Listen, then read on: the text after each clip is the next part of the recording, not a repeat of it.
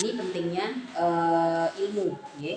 Ini pentingnya arahan guru, kita punya pembimbing. Karena kalau enggak, kondisi di mana kita akan menukar iman dengan kekufuran ini ya sangat-sangat mudah gitu ya. Sangat-sangat mudah. Kayak misalkan sesuatu yang sering ya orang anggap ini remeh, tapi padahal dampaknya cukup besar dalam kehidupan. Misalkan masalah tholaqul halal, di mana tholaqul halal ini adalah sebuah keharusan bagi seorang mukmin, seperti seperti makalah niku nggih, tholaqul halal limaslahatil Islam wal muslimin. Seorang yang beriman harus punya pekerjaan, seorang yang beriman harus punya penghasilan, karena di dalam Islam itu kita ada jamaah, ada sekumpulan orang-orang yang dimana di situ ya yang namanya kita tinggal di dunia nggih, kita butuh alat tukar lah untuk makan sehari-hari, kemudian untuk bisa berbagi dengan orang lain. Maka ada keharusan bagi seorang mukmin untuk tholaqul halal. Kalau dia kondisi imannya baik gitu, akan menyadari bahwa tholaqul halal ini harus gitu. Kayak misalkan pernikahan bagi si laki-laki, kan gini, di dalam Islam itu pernikahan itu sunnah. Setelah menikah ada kewajiban-kewajiban di dalamnya, ini yang harus dipenuhi. Nah, kembali ke tholaqul halal, orang sering sembrono ini,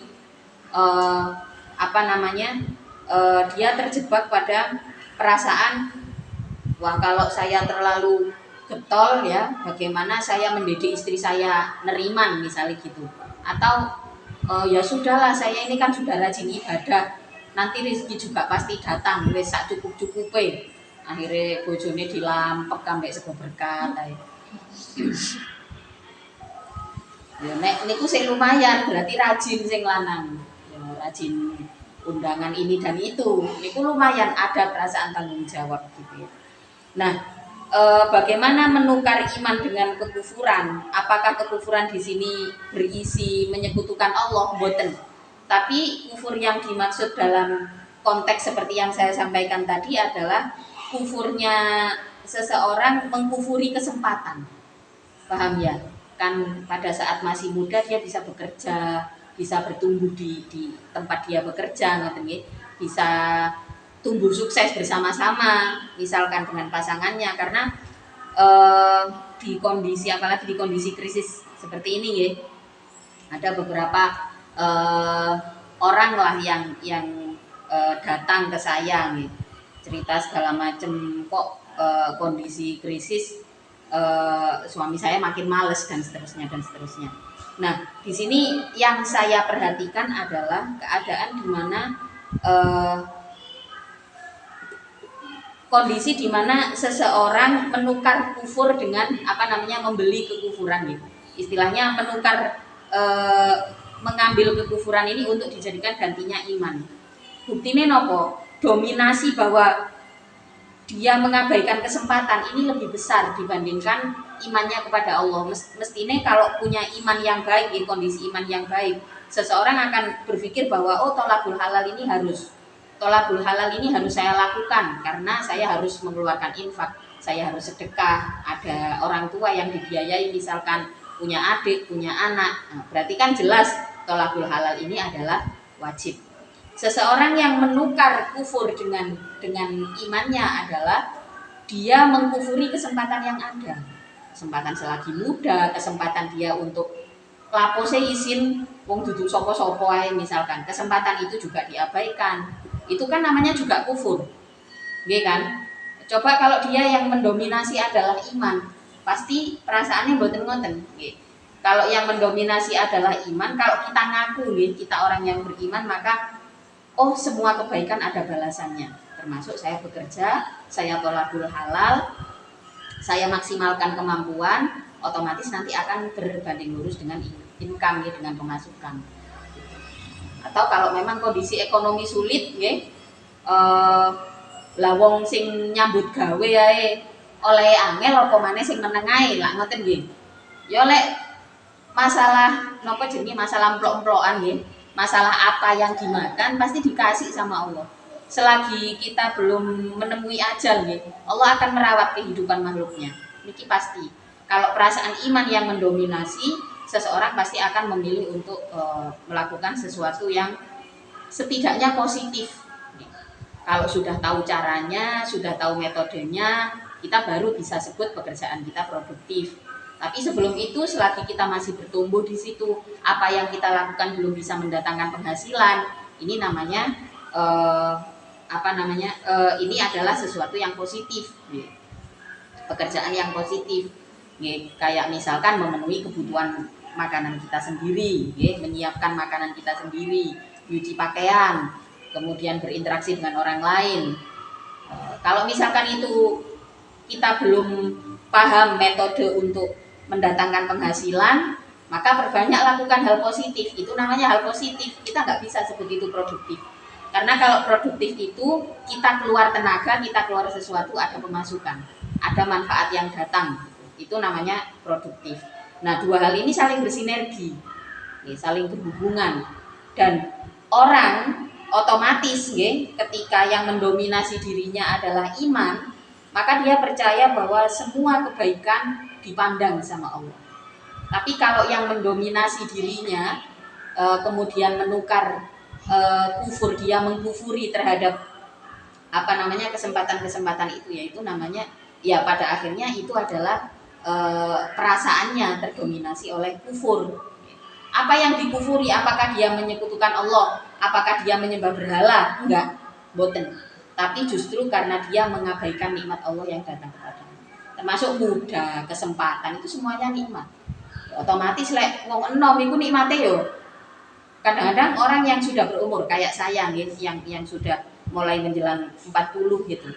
Lihat yang lebih muda sing diiri ya wong tua iku yo enome, niki sudah pasti. Wah jek enom rek arek iku masih banyak kesempatan. Aku wis gak enom maneh, mangan ngene lho. Niku wis mulai teko, alarme tuwek mulai teko. Arek cilik mangan bayem api. Wong tuwek mangan bayem ada genetik asam urat wis pasti linu-linu. Mangane enak mangan ambek sambel. Tapi dampaknya, nah ini bagaimana kesempatan muda ini bisa dimanfaatkan dengan baik.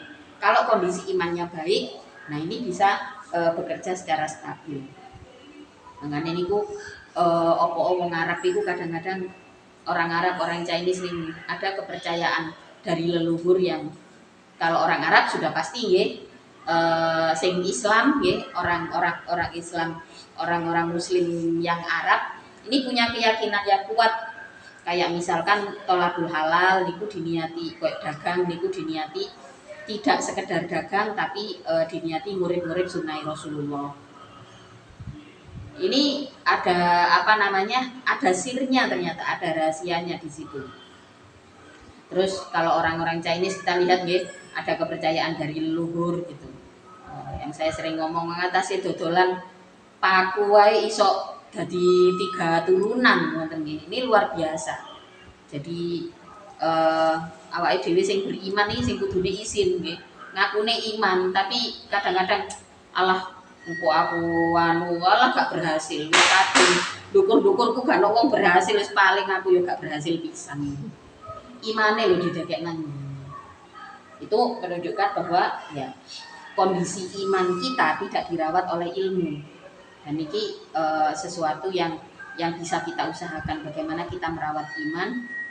Ada banyak sekali pertama adalah dengan ilmu secara otomatis. Ini adalah level torekoh yang tertinggi. Di situ ada juga tolakul halal. Kenapa tolakul halal? Supaya kita bisa memberi. Nah, karena dengan memberi, dengan kita menjadi orang yang dermawan, maka Allah akan merawat iman kita. Dulu Abi itu sering bilang, yang enggak iman saja, lek loman, iki akan dekat dengan hidayah, akan dekat dengan petunjuk. Pokoknya loman. Nah, kalau orang yang sudah beriman, dan loman, otomatis imannya ini akan stabil. Kenapa? Salah satu kelebihan daripada dermawan itu kita akan dikenal oleh manusia, kita dikenal Allah, kita dikenal oleh ahli langit seperti para malaikat, dikenal para malaikat Allah di langit nih. Jadi artinya kita dikenal oleh Allah, dikenal oleh ahli langit, kita dikenal oleh manusia. Bukan berarti kita jadi orang terkenal. Ya lek usume pil-pilan ngono iku wong-wong pengen terkenal bagi-bagi kaos tipis. Kaos partai dibagi nang kampung-kampung wis cek didele aku. Bukan seperti itu nih. Konteksnya adalah kita dikenal oleh manusia, bukan kita mencari popularitas, boten. Tapi dikenalnya di sini adalah kita ada di dalam setiap doanya umat manusia. Jadi sing loman, ambek keluargane sing loman. Wong tuwek niku nek loman, anake gak abot lek ndongakno, anak putune gak abot lek ndongakno. Nek gak loman, disekip-sekip teko dongane.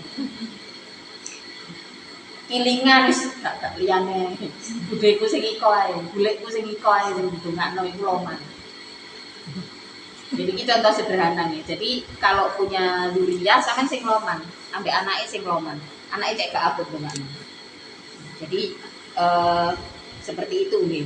Salah satu hal bukti kalau kita ngomong beriman ya kita harus buktikan dengan sikap atau kita terjebak di dalam kekufuran tanpa kita sadari kita berada pada keadaan innal ladzina istarabul kufra bil iman. Menukar kufur dengan menukar ya mengambil kekufuran sebagai ganti daripada iman. Alhamdulillah. Kondisi itu enggak ada bahayanya sama sekali untuk Allah, apalagi kalau beneran sampai menyekutukan Allah. Alhamdulillah wis gak Islam-Islaman, gak sholat-sholatan. Ada banyak loh yang dulunya mondok terus sekarang tarikus sholat, meninggalkan sholat. Wis angel waktu, angel golek ngatur waktu antara golek duit ambek sholat, akhirnya tarikus sholat. Nah, kondisi seperti itu ya sudah, kalau orang mengatakan beriman tapi manifestasi waktu 5 kali sehari untuk sholat sudah nggak mau, ya sudah. Dia tahu hukumnya sholat itu wajib, tapi kemudian dengan mudah ditinggalkan dengan alasan ma'isyah. Intinya semua ibadah yang diajarkan oleh Rasulullah kepada kita, yang disyariatkan di dalam Islam, memang semuanya harus dilakukan dengan sadar. Maka tidak perlu kita saling meninggalkan, demi tolakul halal ninggal sholat 5 waktu. Nah kita tambah dibunyi, kita tambah opo. Demi sholat malam, tahajud itu kan sunnah, demi sholat malam, akhirnya sholat malam subuh kawanan. Nah niki ya tambah bingungi mana ya. Jadi memang kalau kita ini orang Islam, kita orang yang beriman, ibadah yang diutamakan adalah ibadah wajib. Karena ibadah sunnah itu sebesar apapun pahalanya, yaitu sunnah. Itu untuk penunjang. Istilah ini kalau pohon ya ibadah wajib itu ya akarnya. Sementara untuk apa kita melakukan ibadah sunnah? Ya untuk perawatan pohonnya biar keluar buahnya, biar bunganya bagus. Nah itu kita gunakanlah ibadah sunnah. Tapi kalau misalkan kita gak tahu nandur benih terus gak metu akare, ya mboten mungkin, iso terus wis pengine iku ndang ana buahe. Itu nggak mungkin, itu bukan seperti itu nih. Jadi kalau kita di dalam Islam, yang ibadah yang didahulukan adalah ibadah yang wajib. Jangan sampai kita sibuk dengan kesunahan, kemudian mengabaikan kewajiban. Ini bagaimanapun ibadah sunnah itu nggak menggantikan kewajibannya ibadah wajib, sama sekali enggak. Nah, makanya di dalam konteks pernikahan juga seperti itu, pernikahan itu sunnah. Hal-hal yang ada di dalam pernikahan itu yang wajib. Kalau kita merasa sudah siap, ya oke lah ya, anggap saja pernikahan itu bukan masalah siap atau enggak siap, tapi masalah ada atau enggak ada. Tapi Allah juga tahu pernikahan itu sama dengan rizki. Pernikahan itu adalah rizki, jodoh itu rizki, dan enggak mungkin ketuker. Kecuali kalau manusianya sendiri yang sembrono pacaran, sembrono tiba itu jodohnya, itu berarti sibuk njogo jodohnya wong. Wes, apa jenenge wes kecewa akhirnya gak jadi. Nah itu bagaimana konteksnya pernikahan adalah ketika seseorang sudah ada kesanggupan untuk memenuhi kewajiban di dalam pernikahan, ya maka kalau sudah ada jodohnya, ya menikahlah. Jadi pernikahan itu adalah ibadah, jangan sampai dijadikan hukuman. Apalagi sampai jadikan ending. Happy ending itu gak ono happy ending itu. Nanggone Islam niku entene husnul khotimah. Pernikahan. Oh wis happy ending wis dadi ambek sing iko. Ya iku cerita nanggone novel, film enten. Nek kehidupan nyata mboten enten. Happy ending niku mboten enten. Kalau di kehidupan nyata, setiap ending adalah start ya. Setiap ending itu mulai. Itu kalau di kehidupan nyata. Jadi yo ojo berharap happy ending ketika sudah memutuskan untuk menikah, karena yang tadinya sampai hidup sendirian terus kemudian jadi ada pasangan, ya jadi ada kewajiban-kewajiban dengan orang tersebut ya. Nah ini yang apa namanya, yang kemudian karena sudah diwajibkan hal-hal yang ada di dalam pernikahan maka harus terpenuhi. Balik-balik, walahum adzabun alim, seseorang yang dengan mudah menggantikan iman dengan kufur, ya, akan mendapatkan siksaan yang pedih. Apalagi kalau konteksnya adalah benar-benar menyekutukan Allah, ya, benar-benar kufur, tidak menganggap bahwa Allah itu adalah satu-satunya Tuhan. Milik agama lain. Nah ini maka kita nggak boleh mengatakan semua agama itu benar, itu nggak boleh. Bagaimanapun tidak benar. Di dalam ajaran kita, di dalam Al-Quran semuanya dijelaskan. Seseorang yang beriman ya harus mengimani Allah dan Rasulullah. Harus Tuhan yang hak disembah itu adalah Allah. Maka kita nggak boleh mengatakan semua agama itu benar. Nggak benar, itu artinya kita nggak teguh iman.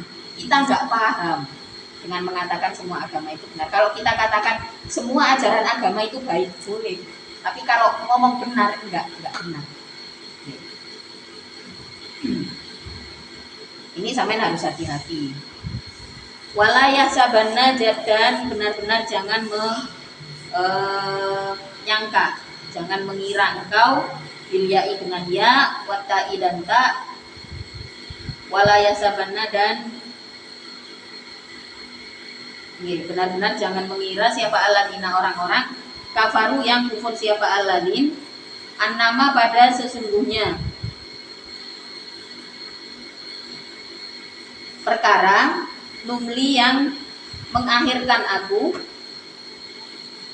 ai imla ana, artinya mengakhirkan aku, lahum bagi aladin, bitakwilil a'mari, dengan memanjangkan umur-umurnya, wa ta'khirihim, dan mengakhirkan aladin itu khairun, lebih bagus, li anfusihim, untuk dirinya aladin.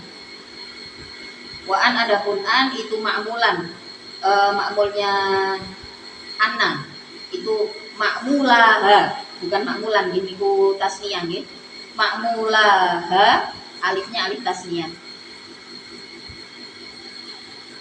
Dan makmul keduanya an itu sadat menempati apa? An dan makmul masad dal maf'ul ini pada tempatnya dua maf'ul fi qira'ati tahtaniyati, di dalam bacaan an yang berharokat kasroh, berarti inna. Jadi an nama bisa in nama. Wa masad dasani, dan menempati maf'ul yang kedua fil ukhra, di dalam qira'ah yang lain. Wala yahsabanna alladziina kafaru annama numli lahum khairun li anfusihim. Jangan kalian mengira bahwa orang-orang kafir yang diakhirkan siksaannya, jadi karena memang ketika Rasulullah diutus diangkatlah segala bentuk kutukan, maka orang-orang kafir mereka otomatis ya, secara otomatis yang tidak mengikuti dengan ajaran Rasulullah tidak mendapatkan hukuman langsung. adabnya dikarekno ambek Gusti Allah. Nah, kalian jangan mengira bahwa mereka yang siksaannya, yang siksaannya itu diakhirkan, itu adalah hal baik untuk mereka. Artinya dibiarkan oleh Allah hidup dalam kesalahan, dalam keterikatan dengan kesalahan. Ini bukan berarti sesuatu yang baik buat dia, buat mereka. Wala yahsabanna alladziina kafaru annama numli lahum khairun li anfusihim. Jangan kalian mengira bahwa seseorang yang berumur panjang dengan keterikatannya terhadap keburukan itu adalah sesuatu yang baik buat dia. Yo, bisa kita lihat lagi sekarang kayak misalkan komunitas yang kayak beberapa tahun belakangan ini benar-benar pengen muncul, pengen dianggap sebagai manusia, komunitas LGBT dibiarkan loh sama Allah. Kalau kita ingat kisah nabi-nabi terdahulu di zaman Rasulullah itu ada kejadian serupa dan hukumannya benar-benar langsung dihukum mati gitu ya. Ternyata sampai di era sekarang mereka yang terbiasa dengan penyimpangan, yang terbiasa dengan penyimpangan ini koyok-koyok ini kok tidak mendapatkan peringatan apa-apa ya dari Allah. Lah ojo sampai awake dhewe niki sing ngaku wong apik nggih. Melok-melok ngomong elek. Kalau yang harus hancur itu perilakunya. Perilakunya salah. Kita bisa perilaku penyimpangan dan sebagainya itu salah, tapi mereka sebagai manusia yo tidak demikian. Fungsi sosial seseorang itu tidak bergantung pada sisi gelap di dalam dirinya. Orang-orang yang punya penyimpangan seperti ini sama Allah di zaman sekarang, di zamannya Rasulullah ini, di zaman sekarang dibiarkan. Bukan berarti ini benar, bukan berarti apa yang mereka lakukan itu benar. Syariat sudah menata loh, syariat sudah menata. Kayak misalkan korupsi itu salah, tapi apakah siksaannya langsung, misalnya langsung ditelen nambah bumi koyok nanggone film adab ngono iku. Mboten. Wis mboten enten model koyok ngono iku wis gak ono. Ini langsung kualat. Meskipun ada beberapa kejadian, tapi itu enggak lazim di era sekarang ini. Intinya mengakhirkan adab ini tidak diberikan adab langsung orang-orang yang menyimpang dari ajaran agama, kebiasaan korupsi, kebiasaan menjui misalnya, atau ada penyimpangan sikap ya kayak misalkan LGBT. Orang-orang LGBT ini kalau misalkan mereka kenapa sih jadi membabi buta sikapnya? Karena sering sekali dipandang tidak manusiawi. Kalau ditanya masing-masing jawabannya pasti nggak kepingin, pasti korban dari ini dan itu, atau dia juga ada kesulitan bertumbuh dengan kondisi yang berbeda dengan orang lain. Maka sebenarnya syariat itu menata, yang ditata itu adalah pernikahannya. Nggak boleh di dalam Islam, nggak ada konsep konsep mencintai sesama jenis itu nggak ada. Konsep gay itu nggak ada di dalam Islam, nggak boleh. Nah kalau seseorang terjadi penyimpangan di dalam dirinya, maka diperlukan adanya pendampingan, konsultasi. Terus kemudian menyadari betul bahwa Islam sudah menata, sama saja dengan yang pernah saya sampaikan tentang seseorang yang tentang pernikahan beda agama. Di dalam Islam nggak boleh pernikahan beda agama. Yang nggak boleh itu pernikahannya, perilaku seksualnya nggak boleh. Kalau orientasi seksual kadang-kadang ada seseorang yang memang terjebak di keadaan itu, dan itu berat. Bertumbuh dengan kondisi itu nggak mudah. Terus yang ditata oleh syariat, yang ditata oleh kehidupan Islam itu adalah pernikahan dan perilaku perilaku seksualnya. Kalau orientasinya, ini tergantung manusianya. Apakah menyetujui perasaan itu? Kalau enggak, kalau denial berarti dia butuh bimbingan. Kalau misalkan acceptance dengan keadaan itu, wes, berarti dia memutuskan untuk tidak mengikuti tatanan agama. Nah, keadaan seperti ini di zaman akhir dibiarkan sama Allah bukan berarti itu benar, bukan berarti itu benar, tapi dibiarkan oleh Allah eh, karena Rasulullah sendiri minta sama Allah untuk kalau ada benih iman dijaga, siapa tahu nanti bisa kembali, bisa kembali. Jadi luar biasa nggih, rahmat Allah niku luar biasa. Sing maksiat ya oleh rahmati Allah, sing taat nggih angsal rahmati Allah. Jadi maka ayat ini menjelaskan jangan sampai kita yang sudah beriman ini membenarkan kesalahan yang dilakukan orang lain. Kita nggak boleh membenarkan. Kita boleh tetap berhubungan baik ya, dengan orang lain yang katakanlah tidak seiman dengan kita, atau orang lain yang punya keterikatan dengan sesuatu yang buruk di mata tatanan Allah ya, di mata tatanan syariat.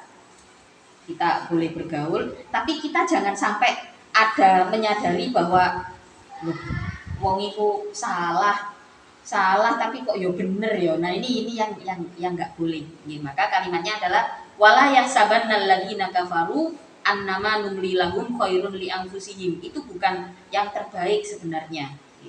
Bukan yang terbaik kalau kesempatan kembali pada Allah ini adalah cara Allah untuk ngelulu istilahnya. Wis dikei umur sing dawa. Mudah-mudahan kita juga mampu mensyukuri niku karena kadang-kadang awake dhewe iku lho nek menungsa niku ngoten nggih, kok korupsi titik dimulai teko 50.000 lho kok gak apa-apa. Munggah.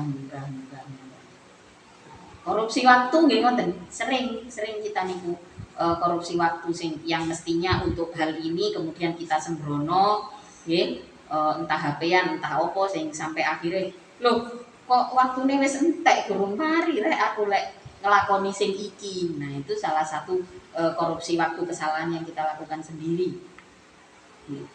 Perpanjangan kesempatan ini jangan sampai kita mengira bahwa kesalahan kita itu benar.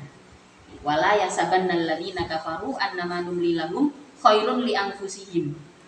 Belum tentu sesuatu pembiaran Allah terhadap sesuatu yang salah itu karena sesuatu itu benar, boten.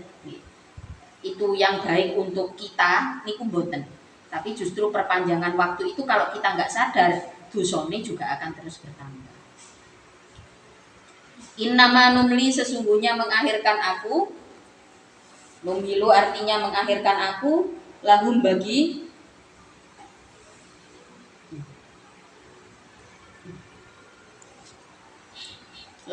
alladzina kafaru liyazdadu supaya tambah apanya itsman dosanya bikasratil ma'asi dengan banyaknya maksiat. Kita masih diberi umur, maka sebisa mungkin kesalahan-kesalahan itu setiap saat kita sadari. Walahum dan itu tetap bagi alladzina kafaru adapun siksa muhinun yang menghinakan zu ihanatin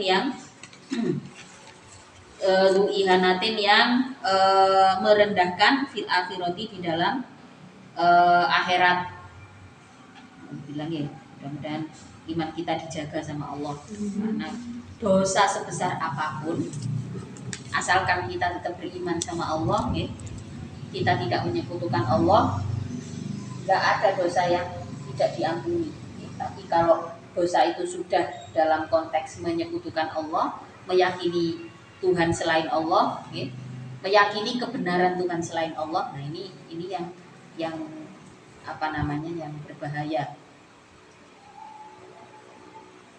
Dosa besar, dosa yang paling besar itu yaitu yang ada di ayat-ayat sebelumnya. Dosa yang paling dianggap Allah di mata Allah dosa besar itu ada dua. Yang pertama adalah menyekutukan Allah, kemudian yang kedua adalah mencurangi. Kita sudah tahu aturan tapi selalu dilewati. Kita sudah tahu kewajiban puasa Ramadan, kemudian sholat 5 waktu tapi itu diabaikan.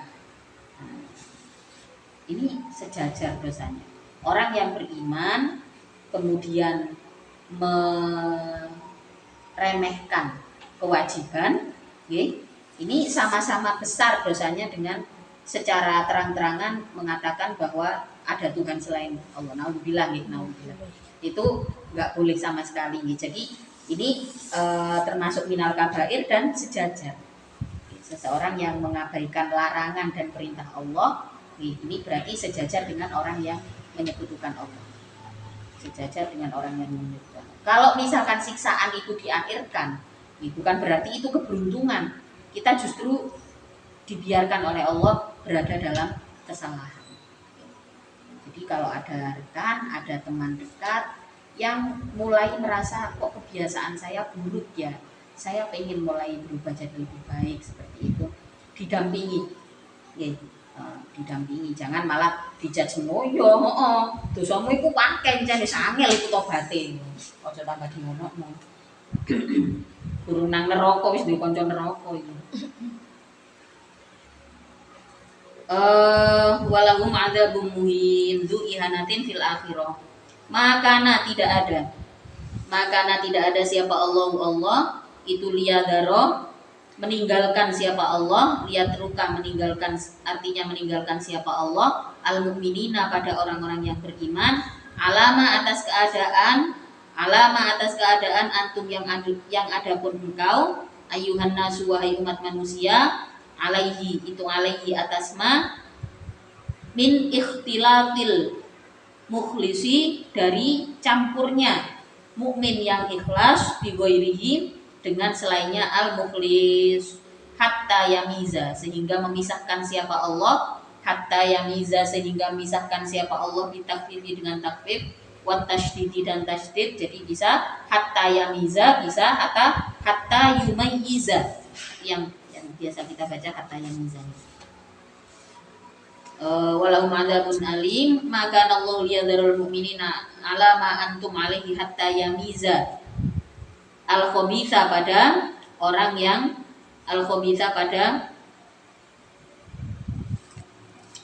buruk al munafiqo artinya orang yang buruk orang munafik nggih minat thayyibi dari orang yang baik al mukmini yang beriman bitaklifi dengan taklif dengan tuntutan asyaqoti yang berat al mubayyinati yang jelas lidzalika terhadap al khabith dengan tekanan gitu taklif niku tekanan tuntutan fa fa'ala maka melakukan siapa Allah dzalika pada yamiza tersebut yauma uhudin di dalam perang Uhud. Nah, jadi memang ketika perang Badar itu menang, kemudian orang-orang kafir itu, orang-orang munafik, orang-orang kafir banyak yang mengikuti masuk Islam, otomatis campurlah teng mriku karena masuk Islam ini karena menang sebelumnya. Okay. Terjadilah di perang Uhud kekalahan yang dibuat oleh Allah. Tujuannya adalah gini ki. Maka Allahu liyadharul mu'minina ala ma antum alaihi hatta yamizal khabitha minat thayyib. Jadi Allah itu tidak mungkin meninggalkan orang-orang yang beriman. Tidak mungkin Allah meninggalkan orang-orang yang beriman. Ketika kita sudah menyatakan lafzul jalalah ini menyatakan syahadat, kita bersaksi bahwa tiada Tuhan selain Allah, maka kita berada dalam perhatian Allah.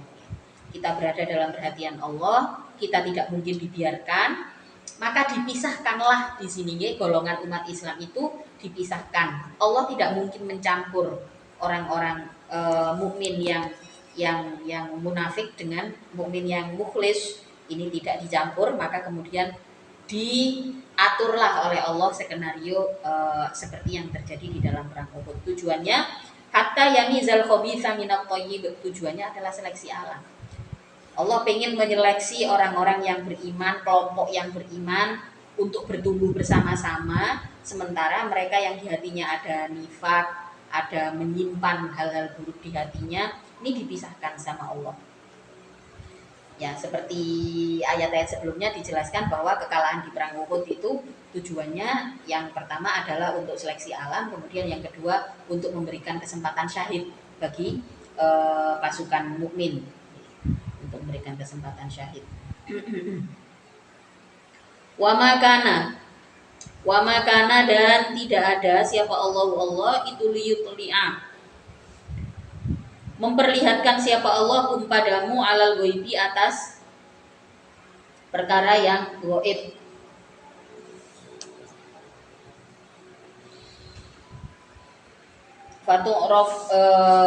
Fata'rifu maka mengetahui engkau al munafiqo pada orang munafik min ghairihi dari selainnya munafik qabla tamyizi sebelum memisahkan wa makanallahu liyutli'akum alal ghaibi. Orang-orang beriman nggak mungkin tahu mana yang munafik, eh, mana yang fake, mana yang real ya. Jadi orang kita nggak tahu karena itu gaib, sifatnya adalah di hati manusia masing-masing. Berada di hati manusia masing-masing, maka dijadikanlah yamizal khabitha minat thayyib di dalam perang Uhud. Karena orang-orang yang beriman nggak tahu ini kelompok-kelompok mana, nggak tahu. Orang-orang munafik sendiri mereka manipulatifnya sudah tingkat tinggi, orang-orang cerdas, gitu. Orang-orang munafik niki bukan orang biasa, apalagi orang Makkah, di mana kota Makkah pada saat itu kabilahnya adalah kabilah tertinggi, kemudian kotanya juga kota metropolitan, di mana pusat daripada ekonomi dan intelektual ada di kota Makkah. Perputaran ekonomi di kota Makkah itu sudah terjadi luar biasa, bisa dibayangkan. Berarti isinya kota Makkah pada saat itu wong pinter-pinter. Sementara orang-orang yang menyatakan iman kepada Rasulullah itu macam-macam wong. Ada banyak sekali budak, nih. Kenapa orang-orang budak ini bangsa budak yang banyak yang kemudian berbaiat kepada Rasulullah karena loh kok ini agama tidak membedakan umat manusia, akhirnya ikutlah dengan Islam. Kok saya jadi sejajar, apalagi dengan attitude-nya Rasulullah dan para sahabat, nih. Otomatis di situ menjadi cerminan positif lah. Nah, pengikut Islam macam-macam mumi. Sementara kota Makkah ini diduduki oleh cendekiawan dan ekonom yang papan atas istilahnya, secara intelektual dan ekonomi mereka berada di berada di level yang paling bagus gitu.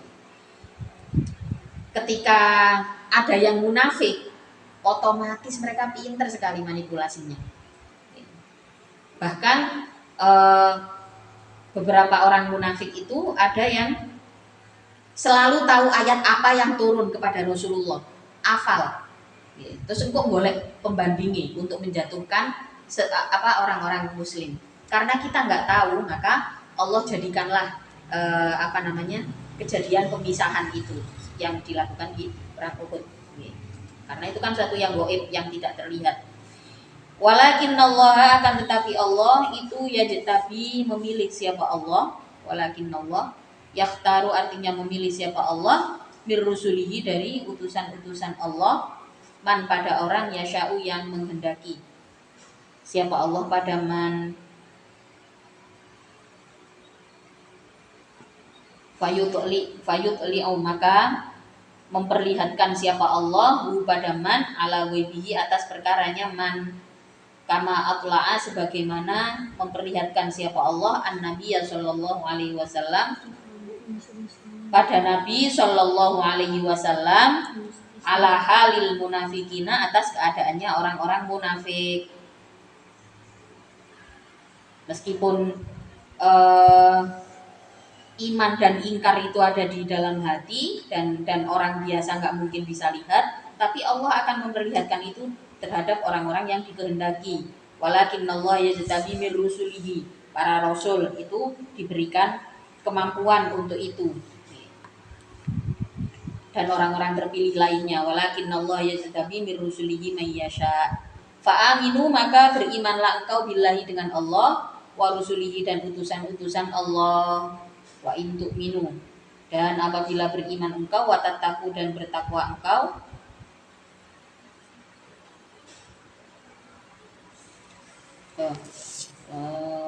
wa in tu'minu wa tattaqu, dan takutlah engkau, al munafiqo, pada sifat an-nifaqo ya, an-nifaqo, Watataku dan takutlah engkau annifaqo pada sifat munafik. Falakum maka itu tetap bagimu ajrun adapun pahala azimun yang besar. Falakum ajrun azim.